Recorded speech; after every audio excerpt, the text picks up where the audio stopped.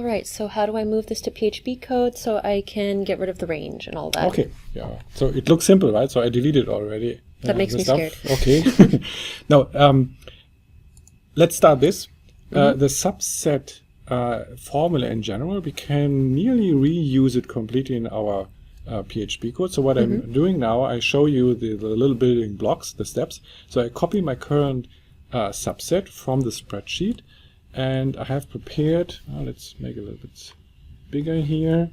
I have prepared some steps here. So I copy this to a text file, text editor, for example. So the spreadsheet formula needs to be altered in some specific areas to be used in our PHP code. And maybe you remember from one of our lessons, we explained the application API object where we had Palo data and Palo set data to read and write.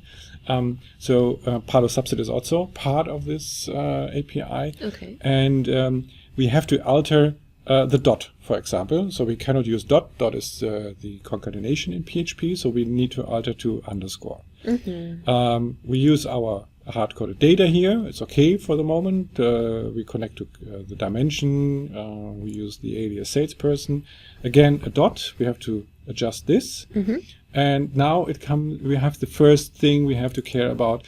In this case, the spreadsheet formula tries to get the information about the region from a combo box, and this is the age filter part.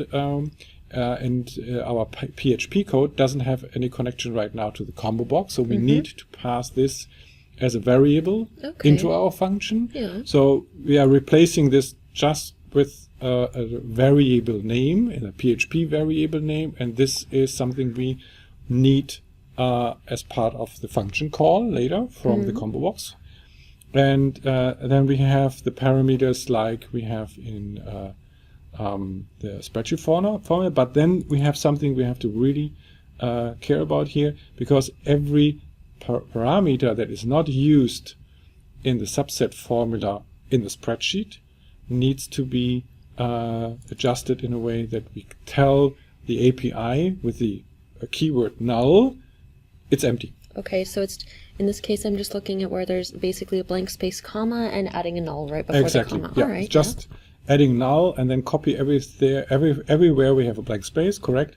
A null, and so when we follow this, you see until the end everywhere we have a null in place. Oh, and I see that in the payload sort I need to also change that again, Correct. because not that it thinks it's concatenating something. And to make it a little bit more easier, let's take a look here. We have something prepared on one view.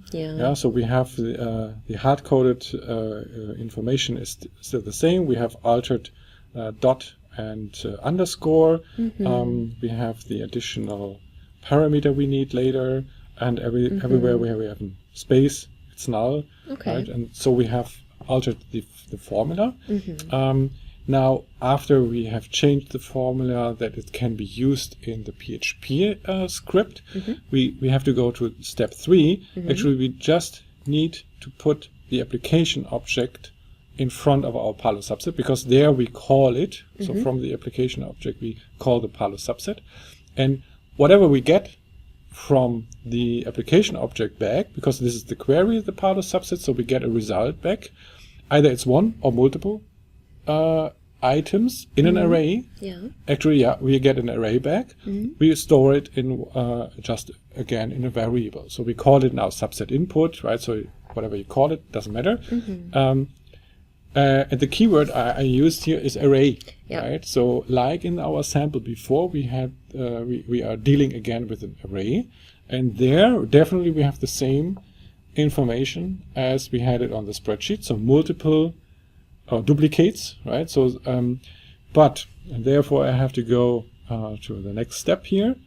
When we read the spreadsheet information, we had actually something like this, a single column based array.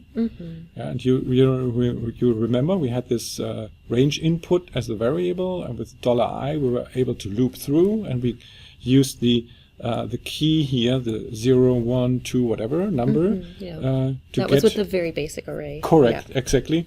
And we needed to have this number to find each item in the array.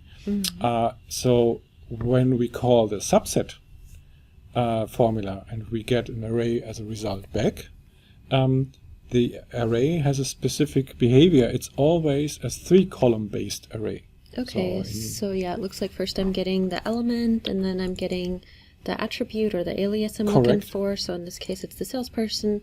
And here, the number 3 is the level of the element. Hierarchy level. Okay, Correct, yeah. exactly. All right. So, like we can do this in the spreadsheet with the with highlighting column 1, 2, and 3, and then hitting Control-Shift-Enter. We have nearly the same behavior when we read a subset. We get 3 columns back, but always. So we cannot change it. So it's always a 3-column base array.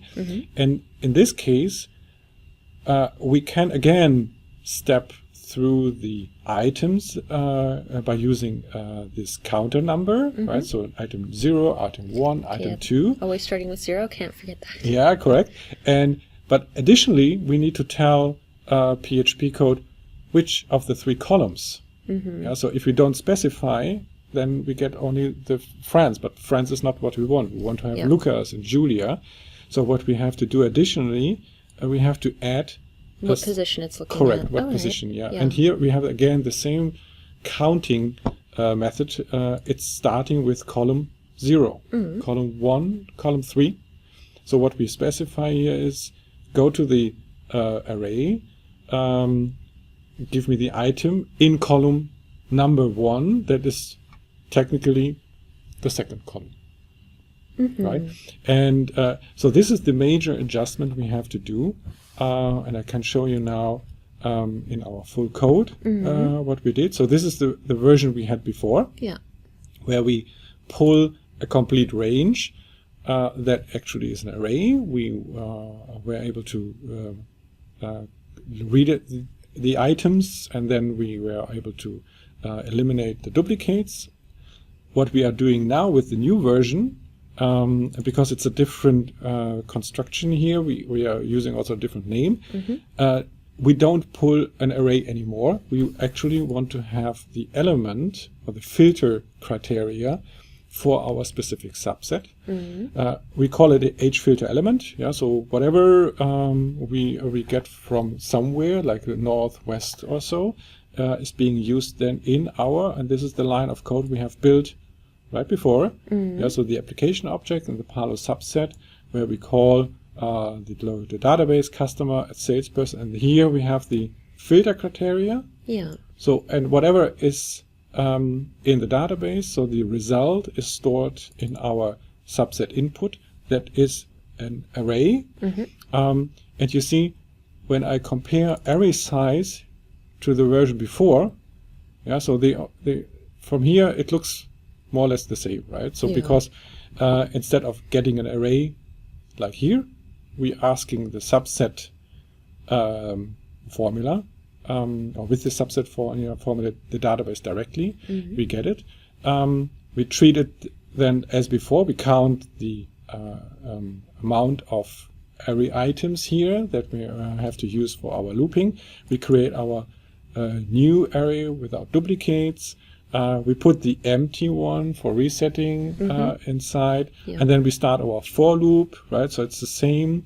The only thing I changed here is because now we need to loop through the subset input array as before with the counter on position 0, 1, 2, and 3. But additionally, we have to tell the array in column 1, number 1. Right, so this is the major difference between the version we had before, and because this number 1 is hard coded here, and maybe the code writing looks a little bit ugly if we put this everywhere in this routine here, in the statements here. We ask immediately at the beginning of the if statements, this give me the current item with the counter from column 1, and we store it in a small kind of intermediate variable. And then when you compare this piece here, this code, with this here, it's actually the same. Yeah. Yeah. Except that we have our writing style is a little bit more nicer. So in this case, so we pull as before from a given array, but this is a multi-column array. So we pull the item from a specific column, store it in an intermediate variable, and then we process this value as before. Are you empty? If you're empty, we don't need you. Then we go into our duplicated array. We check, are you there or not? If you're not there, we are going to add you. As before. Now let's take a look. No. Oh, sorry. Yeah. So, yeah. It actually didn't seem as bad as I expected. So, yeah, you just had to do minimal alterations to the subset formula we had above anyway. Yeah, that was all easy to follow.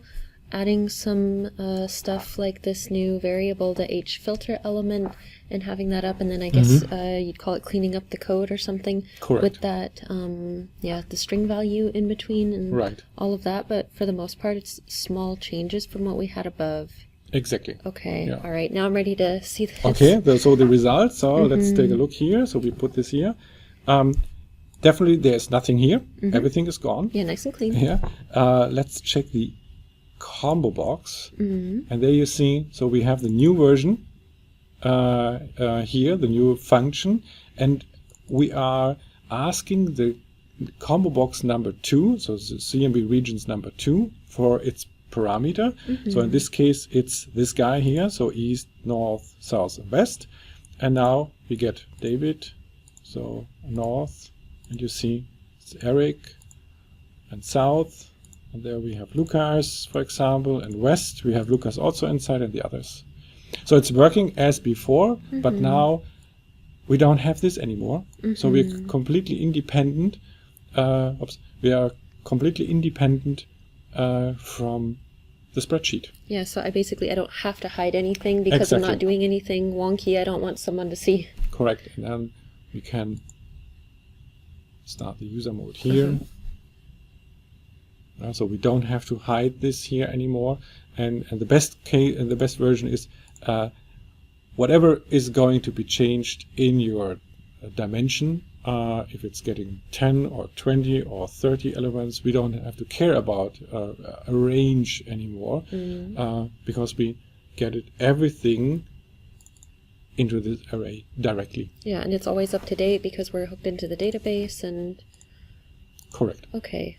There we are. Yeah, great. Your report is ready. All right, great. Thank you very much. You're welcome. And try to follow along. Yeah, good luck.